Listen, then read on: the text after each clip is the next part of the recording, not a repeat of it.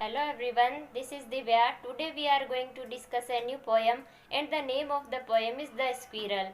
Now the Squirrel is a very interesting poem. Before going into the poem, let's discuss about the squirrel.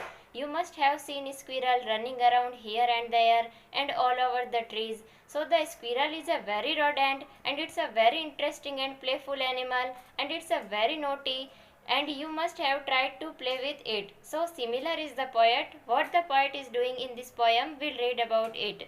This poem is written by Mildred Bowers Armstrong and it's a very interesting poem. Okay, so let's read this poem. इस poem को पढ़ने से पहले आइए हम जानते हैं Mildred Bowers Armstrong के बारे में। Mildred Bowers Armstrong was known for her writings related to the children. Mildred Bowers Armstrong को बच्चों से संबंधित उनके लेखन के लिए जाना जाता था। She has the ability to present the beauty of nature in such an artistic form, so it generates the exact image of the particular in human's mind. वह इस तरह के कलाकार रूप में प्रकृति की सुंदरता को पेश करने की क्षमता रखती है, इसलिए यह मानव के दिमाग में विशेष रूप से सटीक छवि उत्पन्न करती है। You can also see the picture of the poet.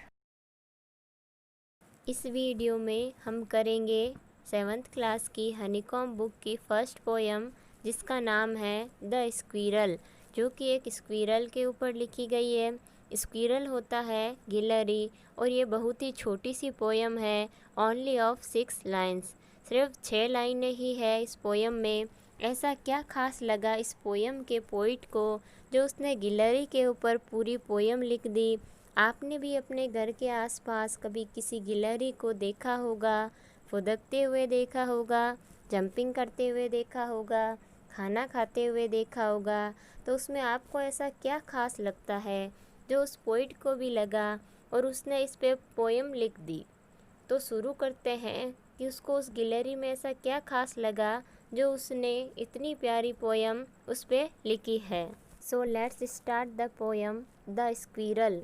You may have seen a squirrel sitting on the ground eating a nut. आपने एक गिलहरी को ज़मीन पर बैठकर अखरोट खाते देखा होगा। What did it look like? यह किस तरह का दिखाई दे रहा है। Here is a poet's description of just such a squirrel. यहाँ एक कवि की ऐसी ही एक गिलहरी का वर्णन है। It is a very short poem and it's a very interesting. So let's read. I will read out for you. He wore a question mark for tail, an overcoat of grey. He sat up straight to eat a nut. He liked to tease and play, and if we ran around his tree, he went the other way. तो poet लिखते हैं, वो एक गिलहरी के बारे में सोच रहे हैं। वो सोचते हुए लिखते हैं कि उसने यहाँ पर ही कौन है।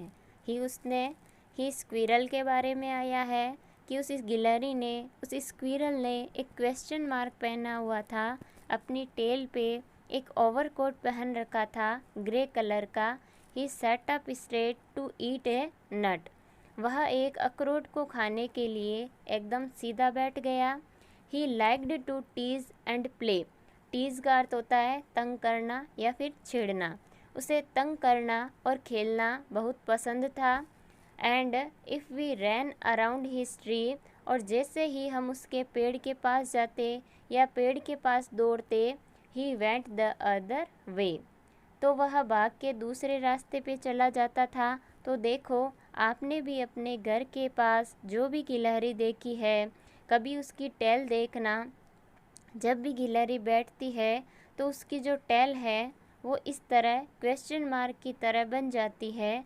आपने भी कभी देखा होगा कि ग्रे और वाइट कलर की इस पे जो स्ट्रिप्स बनी होती है, ऐसे लगता है जैसे उसने ग्रे कलर का ओवरकोट पहन रखा है। और जब भी आप उसे खाना खाते देखेंगे तो वो हमेशा सीधा बैठता है और दोनों हाथों से अपना खाना खाता है। और जैसे ही आप उसके पास जाते हैं, वो जंप करके या तो किसी पेड़ पे चला जाता है या वॉल पे चढ़ जाता है या कहीं और भाग जाता है। ये सारी बातें वो एक गिलहरी को सोचते हुए रिकॉल करते हैं और वो सारी बातें उन्होंने एक पोएम के फॉर्म में लिख दी है। और ये छोटी सी पोएम मिल्ड्रेड बोवर्स आर्मस्ट्रॉन्ग ने लिखी है। अब हम इस पोएम की प्रत्येक लाइन को इमेज के माध्यम से रीड करेंगे। He wore a question mark for tail. इस पंक्ति में पोइट ने कहा है उस स्क्वेरल ने एक क्वेश्चन मार्क पहना हुआ था अपनी टेल पे। उन्होंने ऐसा इसलिए कहा है क्योंकि जब स्क्वेरल बैठता है तो जो उसकी पूंछ होती है वह एक क्वेश्चन मार्क के शेप की तरह लगती है, यानी क्वेश्चन मार्क की आकृति की तरह लगती है।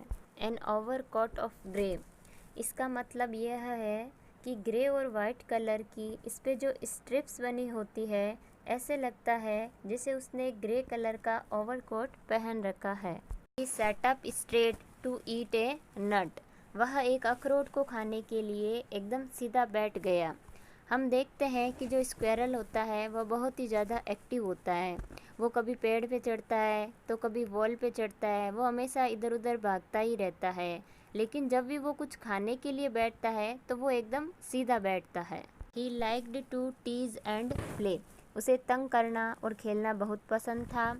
टीज का अर्थ होता है टू पोक फन, यानी तंग करना, हंसी उड़ाना या फिर मजाक उड़ाना। And if we ran around his tree, और जैसे ही हम उसके पेड़ के पास जाते या पेड़ के पास दौड़ते, he went the other way, तो वह भाग के दूसरे रास्ते पे चला जाता था।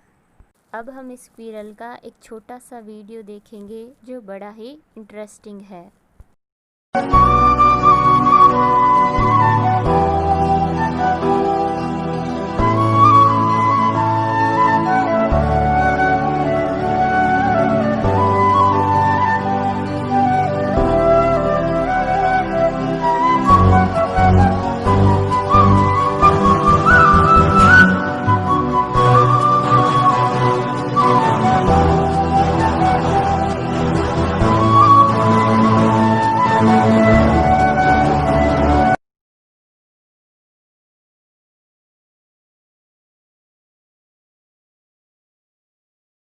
I hope this poem is clear to you.